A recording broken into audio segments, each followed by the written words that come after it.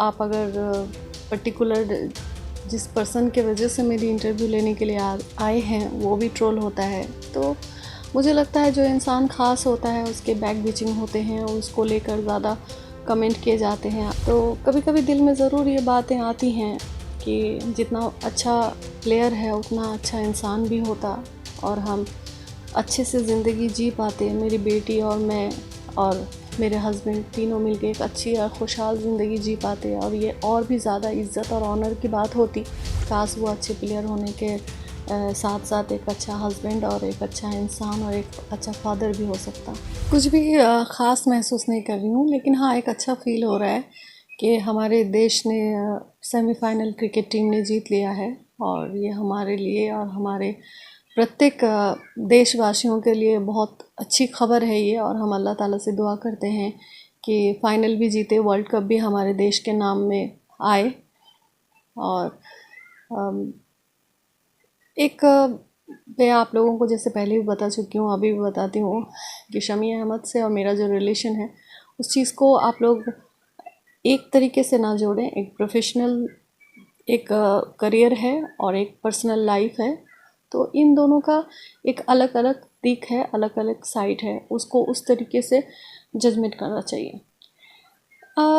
जैसे कि आप लोग जानते हैं कि मैं एक्ट्रेस रह चुकी हूँ, या मैंने पिछले साल भी मेरी एक फ़िल्म रिलीज़ हुई थी रियलिटी शो, और मैं मॉडल भी रह चुकी हूँ और मेरा ग्लैमर वर्ल्ड से भी नाता रहा है। तो ये रील बनाना कोई आश्चर्यजनक बात नहीं है। आजकल तो घर घर में लोग रील बनाते हैं। तो हालांकि हम लोग या मैं खुद एक एक्ट्रेस या मॉडल हूँ, तो मुझे भी अच्छा लगता है। इन सब चीज़ों से टाइम पास भी होती है, इंटरटेन भी होती है और अच्छा लगता है। एक रील अभी आपकी बड़ी पॉपुलर हुई, भैंसे के साथ में आपने एक रील बनाया था, तो किस तरफ ये इशारा था? तमाम तरह की कमेंट उस पे हुए। देखिए, मैं आप लोगों को यही बताना चाहूँगी कि कमेंट की बात अगर करें तो चंडीगढ़ में चिंटू बैठ के क्या सोच रहा है और पुणे में पिंकी बैठ के क्या सोच रही है, जिन्हें मैं जानती भी नहीं हूँ, और ये लोग सब अपनी अपनी लाइफ से फ्रस्ट्रेटेड हैं और कहाँ पे अपना फ्रस्ट्रेशन निकाल रहे हैं, इन सब चीज़ों का सोचने का टाइम भी मेरे पास नहीं है। और रही बात भैंस की, तो आप लोगों ने हमेशा देखा होगा कि मैं अपनी लाइफ को बहुत एंजॉय करना पसंद करती हूँ, तो मुझे कहीं भी मौका मिलता है तो मैं अपनी लाइफ को एंजॉय करने की कोशिश करती हूँ, खुशहाल ज़िंदगी जीने की कोशिश करती हूँ। तो उसी का एक पार्ट था जस्ट। ट्रोल तो हर कोई होता है। आप अगर पर्टिकुलर जिस पर्सन के वजह से मेरी इंटरव्यू लेने के लिए आए हैं वो भी ट्रोल होता है, तो मुझे लगता है जो इंसान ख़ास होता है उसके बैक बिचिंग होते हैं, उसको लेकर ज़्यादा कमेंट किए जाते हैं। अब दोनों चीज़ें होती हैं, अच्छी बुरी दोनों चीज़ मिलाकर होती हैं।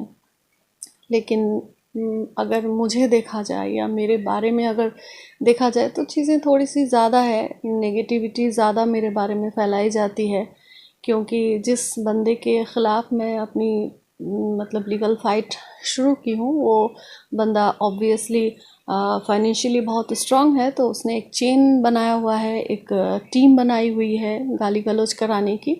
तो ये चीज़ प्लानिंग वाइज मिशन वाइज ये चीज़ें चल रही है, तो इसी वजह से ज़्यादा लोगों को ये दिख रहा है। लेकिन इसके लिए भी मैं वॉरिड नहीं हूँ, बस मैं सही वक्त का इंतज़ार कर रही हूँ। इंशाअल्लाह ताला जब मेरा वक्त आएगा तो मैं लीगल एक्शन ज़रूर लूँगी इन सब के ख़िलाफ़।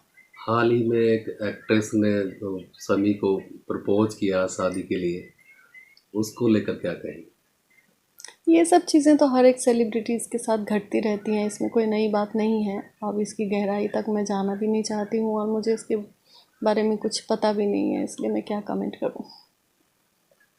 समी के साथ जो आपके एक्सपीरियंस रहे, आज एक तरफ समी बुलंदियों को हासिल कर रहा है और दूसरी तरफ आपकी जो लाइफ है, तो वो जो एक्सपीरियंस है उनको लेकर आप आज क्या सोचती हैं?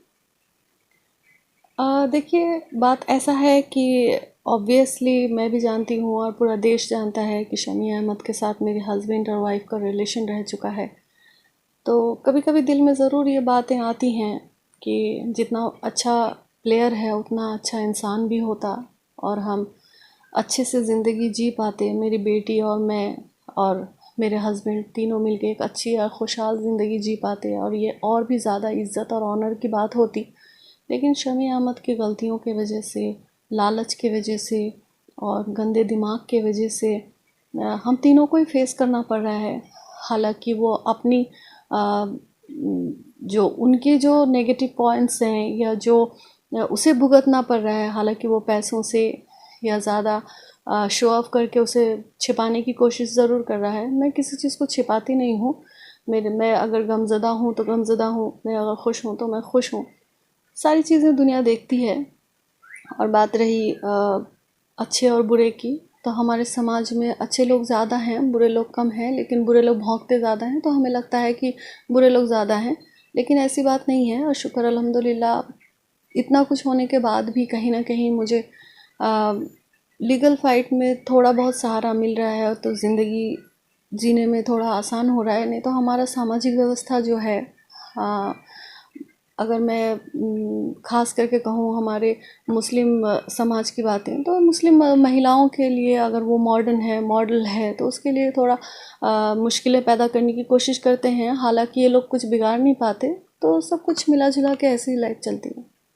तो अमरोहा से आपका नाता समी के साथ जुड़ा और लगातार आप अमरोहा के साथ जुड़ी हैं। तो अमरोहा में आप रहती हैं, आती हैं अमरोहा, तो फिर क्या फीलिंग आपकी अमरोहा से जुड़ी है ऐसी जो बार बार आप अमरोहा में हैं? फीलिंग की बात अगर कहें तो म, मैं भी जानती हूँ, मेरा अल्लाह भी जानता है, और यहाँ के जो लोकल लोग जो मुझे पर्सनली जानते हैं या जिन लोगों ने मेरे साथ वार्तालाप रखा था, मेल मुलाकात रखी थी, वो लोग भी बहुत अच्छे से जानते हैं। हालांकि शमी अहमद के ख़ानदान के लोग भी मुझे बहुत अच्छे तरीके से जानते थे और जानते हैं। तो इन लोगों की दुआएं और वेल विशेस मेरे साथ रहती हैं, और सब लोग जानते हैं कि मेरे साथ बहुत गलत हुआ और बहुत गलत किया गया। इसी वजह से मुझे इन लोगों की दुआओं का सहारा मिलता है, इन लोगों की मोहब्बतें मिलती हैं, और कुछ मेरे लीगल इश्यूज़ भी हैं, उसके वजह से भी बोल सकते हैं। तो इसी वजह से मुझे आना जाना पड़ता है यहाँ पे। और शायद मुझे लगता है कि अल्लाह ताला को शायद कुछ मंजूर ऐसा होगा कि इतना कुछ हो जाने के बाद भी मैं कंटिन्यू अमरोहा आती हूँ और इतने लंबे लंबे समय तक यहाँ पे रह के जाती हूँ। तो इसमें कुछ तो अल्लाह ताला का राज छिपा होगा। मैंने अपनी लाइफ में, हर इंसान की अपनी अपनी लाइफ की एक एक्सपीरियंस होती है, और मेरा बचपन से आज तक का जो लाइफ का एक्सपीरियंस रहा है, इसमें से मैंने अगर कुछ प्लानिंग किया और मैंने अगर कुछ सोचा या फिर मैंने कुछ चाहा, तो वो चीज़ें कभी मेरे साथ नहीं हुई। तो इसी वजह से जब मेरे साथ कुछ हुआ ही नहीं, मैं चाहती थी कि बहुत पढ़ लिख कर मैं एक अच्छे ऑफिसर बनूंगी, बहुत अच्छा एक जॉब करूंगी, वो भी पॉसिबल नहीं हो पाया। जब मेरी शादी हो गई तो मैंने सोचा कि मैं बहुत प्यार मोहब्बत और एक बहुत अच्छे अच्छे से संसार करूंगी, वो भी पॉसिबल नहीं हो पाया। हालांकि मेरी डिस्प्यूट कहीं भी किसी हद तक नहीं थी, मैंने हर जगह पे सेक्रीफाइस करके हर अपनी लाइफ को मैं बहुत इजी करके चलाने की कोशिश करती। वो जितना भी हार्ड स्ट्रगल होता था मेरी लाइफ में, मैं उसे कंट्रोल करने की कोशिश करती। लेकिन शायद मेरी किस्मत में ये सब चीज़ें नहीं थी, और जो मैंने नहीं चाहा वो चीज़ें ऑटोमेटिकली मेरी लाइफ में होती गई। इसी वजह से मैंने अब कोई उम्मीद या कोई अपनी लाइफ से कि मैं ये करूँगी, ये होगा, ये चीज़ें मैंने छोड़ दिया। अपने आप को मैंने अल्लाह ताला पे सपूत कर दिया है, और मैंने अल्लाह ताला से उम्मीद लगाना शुरू कर दिया है। और पहले भी यही चीज़ें थी, लेकिन अब ज़्यादा हो गई है कि मेरे मालिक मेरे रब ही हैं। अब जो मेरी किस्मत में होगा वो देखा जाएगा। तो इतना भी मैं फ्यूचर लेकर वॉरिड नहीं होती हूँ। कभी बेबो को लेके कि समी का कभी फोन आता हो?